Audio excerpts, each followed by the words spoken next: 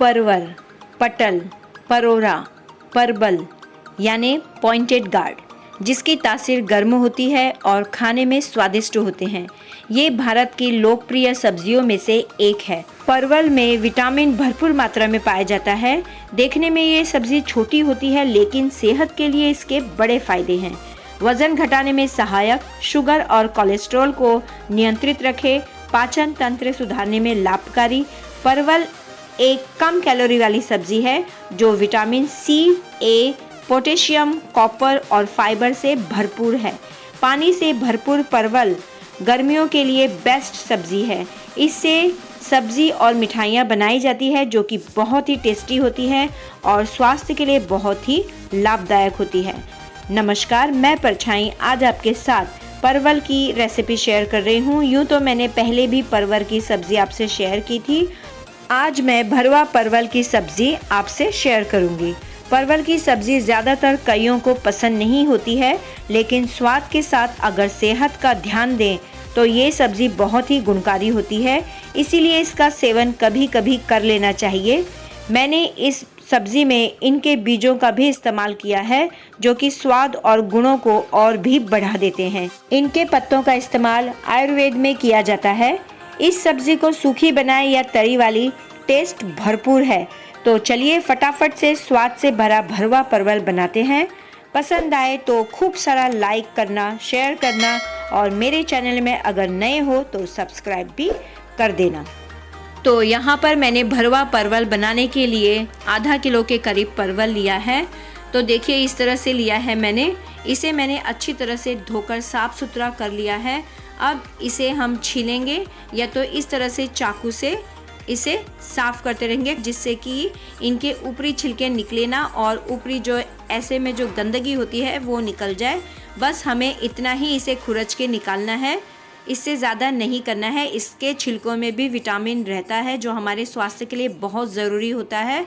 तो देखिए मैंने इस तरह से खुरच कर इसके ऊपरी छिलकों को निकाल लिया है और ऊपर नीचे के इन हिस्सों को भी थोड़ा थोड़ा सा निकाल के रख लिया है। इसी तरह से सभी को कर लेंगे।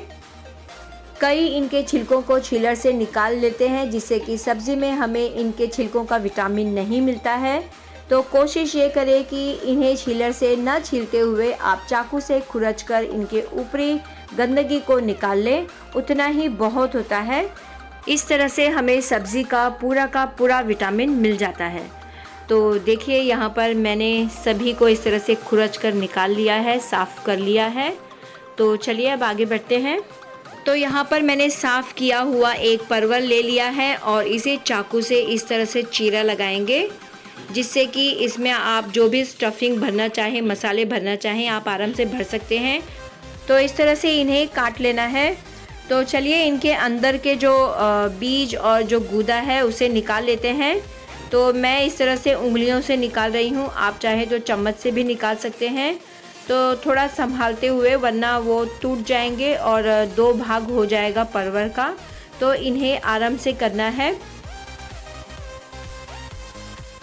परवल में जो बीज होते हैं अगर वो कड़क हैं तो आप उनका इस्तेमाल न करें, और अगर वो नरम है तो गूदों के साथ उन्हें भी यूज़ कर लें। मैंने यहाँ पर पूरे अंदर के बीजों को और गूदों को निकालकर अलग रखा है। मैं उसी की ही स्टफिंग बनाऊंगी और इसमें भरूंगी। तो देखिए इस तरह से आपको करना है। मैं आपको बता रही हूँ कि मैंने चाकू कहाँ तक इसमें डुबोया हुआ है। तो इससे परवल अच्छी तरह से खुल जाता है और आप स्टफिंग भी कर सकते हैं आराम से, और जो अंदर का बीज और गूदा है वो आराम से निकाल सकते हैं। निकालने में कोई परेशानी नहीं होगी। मैंने एक बार आपको हाथ से निकालते हुए बताया है, उंगलियों की सहायता से। अब यहाँ पर देखिए मैं चम्मच से आपको बता रही हूँ। तो ये काम बड़े ही संभलते हुए, बड़े ही सावधानी से करना है, जिससे कि परवल टूटे भी ना और अंदर का जो गूदा और बीज है वो अच्छी तरह से निकल जाए। इसी तरह से सभी को कर लेंगे। तो चलिए स्टफिंग के लिए इस तरह से मैंने परवल का अंदर का गूदा निकाल लिया है बीज सहित। अब परवल में एक छोटी चम्मच नमक डालेंगे, जिससे कि परवल में अच्छी तरह से नमक अंदर तक चले जाए। तो इसे हम 10-15 मिनट के लिए ढककर रखेंगे। तो थोड़ा सा हिला लेंगे नमक डालने के बाद, तो ये हल्का हल्का पानी छोड़ लेगा और नमक इसके अंदर अच्छी तरह से चला जाएगा। एक तरीका ये भी है नमक लगाकर भरवा परवल बनाना। अगर आपको नमक डालकर इस तरह से नहीं रखना है तो आप इसे स्किप कर सकते हैं। आप डायरेक्ट स्टफिंग तैयार करते हुए इसमें भर सकते हैं। स्टफिंग और ग्रेवी बनाने के लिए यहाँ पर मैंने 4 मीडियम साइज़ के प्याज लिए हैं, जिसे कि मैंने इस तरह से महीन काटकर प्लेट में रख लिया है।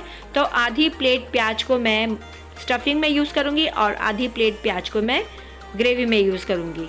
उसी तरह से मैंने 4 मीडियम साइज़ के टमाटर लिए हैं, जो कि मैं ग्रेवी में यूज़ करूँगी। तो ये तैयारी मैंने पहले ही कर ली है। तो चलिए फिर स्टफिंग बनाते हैं। तो ये देखिए स्टफिंग बनाने के लिए जो मैंने परवल का गुदर बीज निकाला हुआ है ये भी है, इसे भी स्टफिंग में यूज़ करेंगे। इसकी स्टफिंग बहुत ही अच्छी लगती है, बहुत टेस्टी लगती है। आप चाहे तो केवल आलू का भी स्टफिंग करके भरवा परवल बना सकते हैं। 15 मिनट हो चुके हैं। तो देखिए परवल में अच्छी तरह से नमक जा चुका है। तो अब आगे की तैयारी करते हैं। तो गैस पर मैंने कढ़ाई चढ़ा ली है। कढ़ाई में मैंने आधा बड़ा चम्मच सरसों तेल का ले लिया है। स्टफिंग के लिए इतना ही तेल काफ़ी है। तो देखिए मैं आधी प्लेट इसमें प्याज डाल रही हूँ। इतना ही प्याज स्टफिंग के लिए बहुत है।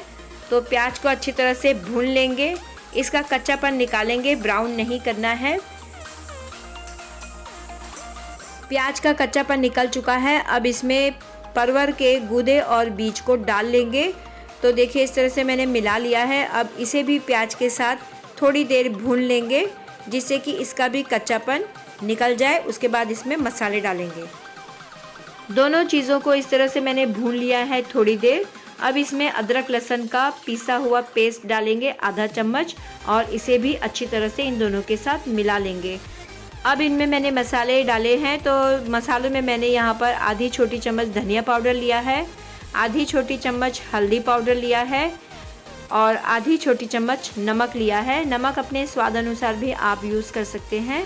मैंने यहाँ पर आधी छोटी चम्मच नमक लिया है। अब इसमें आधी छोटी चम्मच लाल मिर्च का यूज़ करेंगे, जो कि तीखी है। आप 1/4 चम्मच भी यूज़ कर सकते हैं। मैंने आधी चम्मच से थोड़ा सा कम लिया है लाल मिर्च, थोड़ा तीखापन कम किया है क्योंकि आगे ग्रेवी में भी तीखापन रहेगा। अब इन्हें 30 सेकेंड तक थोड़ी देर इस तरह से भून लेंगे। मैंने गैस की आंच को यहाँ पर लो टू मीडियम रखा है और इसी आंच में मैं मसालों को भून रही हूँ। तो अब देखिए इसमें मैं डाल रही हूँ मूंगफली। तो ये मूंगफली मैंने भूनकर अच्छी तरह से दरदरा सा पीस लिया है और इसे भी मिला लिया है। इसकी जगह पे आप कद्दूकस किया हुआ गीला नारियल भी यूज़ कर सकते हैं, उससे भी स्टफिंग में बहुत ही अच्छा टेस्ट आता है और सब्ज़ी बनने के बाद और भी टेस्टी लगती है सब्ज़ी। तो चलिए ये हो चुका है। अब इसमें मैंने कटा हुआ हरा धनिया डाल लिया है, खूब सारा, एक मुट्ठी भरते हुए। तो इस धनिए को भी अच्छी तरह से मिला लेंगे। स्टफिंग बहुत अच्छी तरह से बनी है और टेस्टी भी बहुत बनी है। अब गैस को ऑफ कर लेंगे और स्टफिंग को ठंडा करने के लिए एक प्लेट में निकाल लेंगे। तो चलिए मैंने प्लेट में स्टफिंग निकाल ली है और इसका ठंडा होने का इंतज़ार करेंगे। जब ठंडा होगा तब इसे हम परवल में भरेंगे। तो यहाँ पर स्टफिंग ठंडी हो चुकी है। अब परवल को उठाते हैं और स्टफिंग को फटाफट से भर लेते हैं। तो चलिए, यहाँ पर मैंने एक परवल को ले लिया है और स्टफिंग को भी ले लिया है। तो 2 उंगलियों की सहायता से परवल को थोड़ा सा खींचेंगे, जिससे कि उसका बीचला हिस्सा जो है वो खुल जाए और उसमें स्टफिंग इस तरह से आराम से भर जाए। लेकिन आराम से करना है, वरना परवल के 2 टुकड़े हो सकते हैं। नमक डालने पर परवल थोड़ा सा नरम हो चुका है, हल्का सा। तो देखिए स्टफिंग में भर चुकी हूँ और स्टफिंग इतने ही भरनी है कि वो ऊपर तक ना आए। तो इसे इतना ही भरना है, ऊपर तक मैं इसे इस तरह से ढक कर ले रही हूँ। तो चलिए फिर सभी परवल को इसी तरह से स्टफिंग से भर लेते हैं और फटाफट से भरने के बाद आगे का काम करते हैं।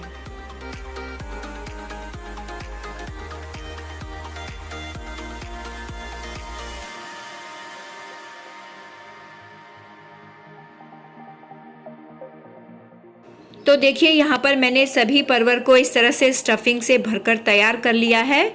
तो ये देखिए, ये खाली नहीं है, ये ऊपर तक भरे हैं, लेकिन केवल ये बाहर तक नहीं आए हैं।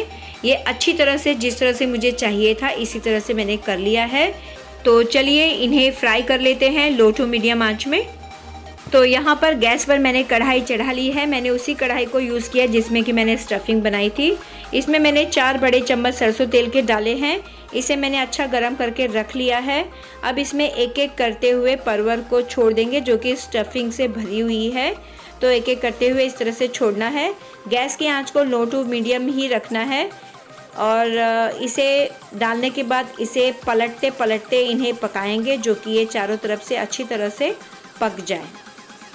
स्टफिंग से भरे हुए परवल को मैंने इस तरह से तेल में छोड़ लिया है। अब कढ़ाई में पूरा रखने के बाद इसे ढक लेंगे। करीब 5 मिनट तक स्लो टू मीडियम आंच में पकाएंगे, लेकिन बीच में एक एक मिनट में इसे चेक करते जाएंगे। तो देखिए मैंने 1 मिनट में इसे ढक्कन हटाकर चेक कर रही हूँ।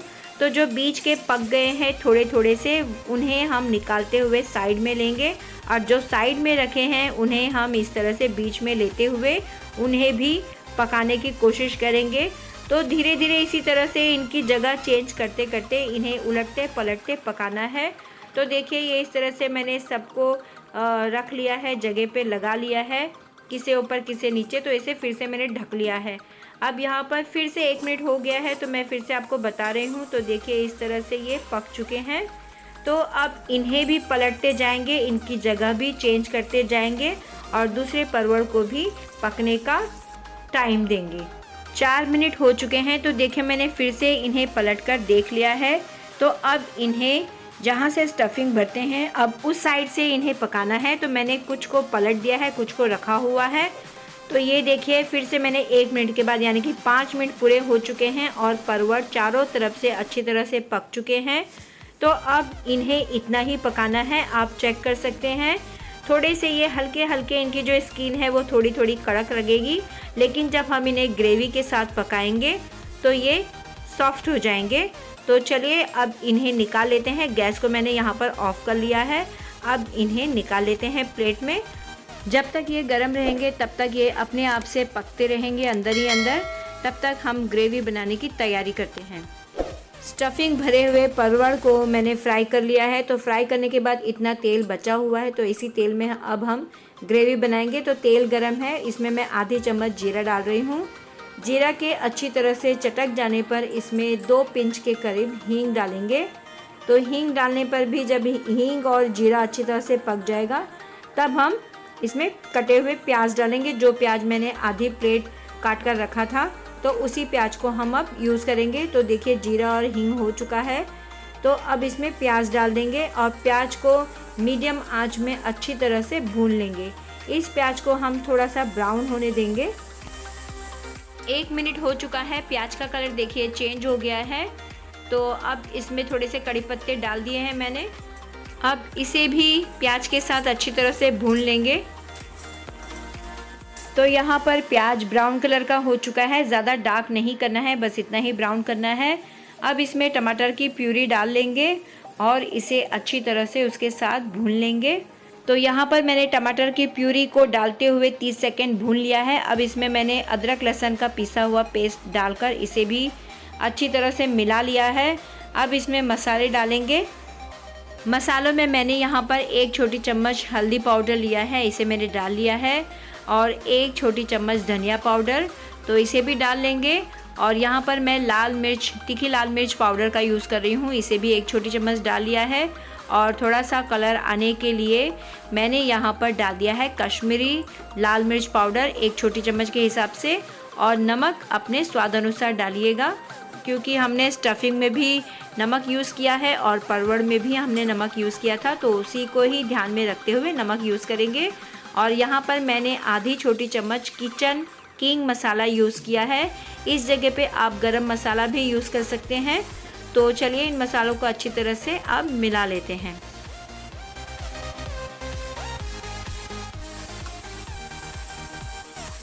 यहाँ पर मैंने गैस की आंच को मीडियम ही रखा है और मीडियम आंच में ही मसालों को भून लिया है मैंने।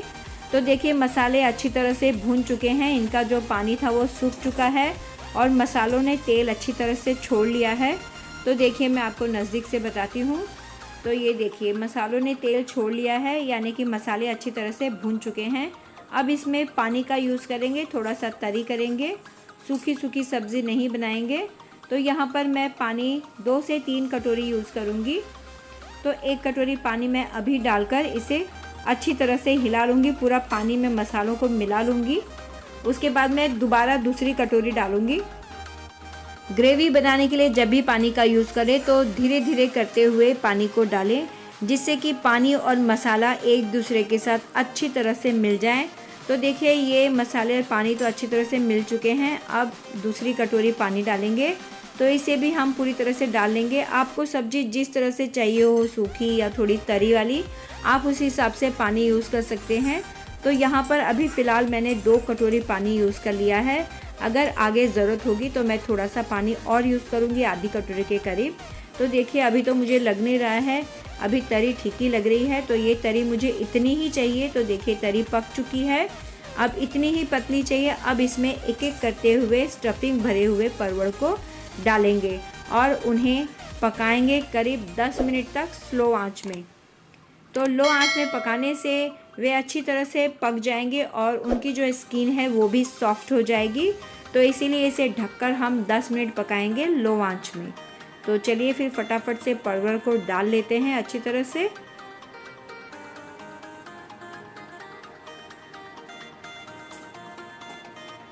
तो देखिए मैं सभी परवल को डाल चुकी हूँ तरी में। अब चम्मच से मैंने इसे थोड़ा सा हिला लिया है। अब इसमें डालेंगे कटा हुआ हरा धनिया। इससे सब्ज़ी में हरे धनिए का फ्लेवर आ जाता है और इसका जो प्रोटीन है वो भी हमें मिल जाता है। तो थोड़ा सा हरा धनिया, कड़ी पत्ता, ये सारी चीज़ें हमें यूज़ करना बहुत ज़रूरी होता है। तो चलिए इसे अब थोड़ा सा ढक लेते हैं 10 मिनट के लिए। बीच बीच में सब्ज़ी को चेक करते रहेंगे। तो 10 मिनट हो चुके हैं। तो चलिए ढक्कन को हटाकर सब्ज़ी को चेक कर लेते हैं। तो सब्ज़ी यहाँ पर बहुत अच्छी तरह से पक चुकी है। परवल की स्किन भी बहुत अच्छी तरह से गल चुकी है। अगर कभी ऐसा हो कि परवल की स्किन अच्छी तरह से पकी नहीं है तो आप 1 से 2 मिनट इसे लो आंच में फिर से पकाने के लिए ढककर रख सकते हैं। मुझे इस सब्ज़ी में तरी इतनी ही चाहिए। अगर आपको थोड़ी ज़्यादा चाहिए होगी तो आप पानी का थोड़ा सा और यूज़ कर सकते हैं। तो देखिए इसमें मैंने कटा हुआ हरा धनिया डालकर गैस को ऑफ कर लिया है। अब इसे दूसरे बर्तन में डालूंगी। तो चलिए भरवा परवल की सब्ज़ी पूरी तरह से बनकर तैयार हो चुकी है। बहुत अच्छी तरह से बनी है और बहुत ही स्वादिष्ट बनी है। आप देखकर ही आपको अंदाज़ा आ रहा होगा। देखिए इसमें तरी भी मैंने कोई ज़्यादा नहीं रखी है, गाढ़ी गाढ़ी सी तरी रखी है। बहुत अच्छी लगती है इस तरह की तरी। और परवल भी बहुत अच्छी तरह से गल चुके हैं, साबुत दिख रहे हैं लेकिन बहुत ही सॉफ्ट बने हैं। तो अब इसे खाया जाए रोटी, पराठा, पूरी, चावल, किसी के भी साथ खाइए, आपको बहुत ही मज़ा आएगा। तो चलिए इसे गार्निश करते हैं कटे हुए हरे धनिए से। तो देखिए यहाँ पर मैंने कटे हुए हरे धनिए से इसकी गार्निश कर ली है। तो ये सब्ज़ी बहुत ही देखने में अच्छी लग रही है, खाने में ही उतनी अच्छी टेस्टी भी रहेगी। तो इस सब्ज़ी को आप तरी वाली बनाएं, चाहे सूखी सब्ज़ी बनाएं या भरवा परवल बनाएं, सभी का स्वाद अपनी अपनी जगह पर बहुत ही अच्छा रहता है। अलग अलग तरीके से सब्ज़ी बनाकर किसी के भी सामने परोसा जाए तो इस सब्ज़ी को चट कर जाना तो बनता है।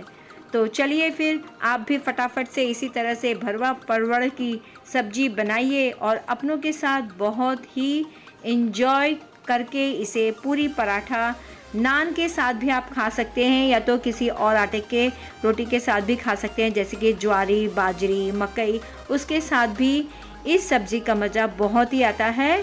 तो चलिए फिर, अगर आपको मेरी ये रेसिपी अच्छी लगी हो, बनाने का तरीका सही और अच्छा लगा हो तो ढेर सारा दिल से खूब सारा लाइक कीजिए, शेयर कीजिए अपनों के साथ, अपने फ्रेंड्स, अपने रिश्तेदारों के साथ, सब्सक्राइब कीजिए और बेल आइकन ज़रूर दबाइए जिससे कि मेरी अगली वीडियो आपके पास पहुंच जाए। अब मिलते हैं नेक्स्ट वीडियो में। इस वीडियो को पूरा देखने के लिए बहुत बहुत धन्यवाद। अगर रेसिपी दिल से अच्छी लगे तो दिल से बिना कंजूसाई किए हुए कमेंट ज़रूर कीजिएगा।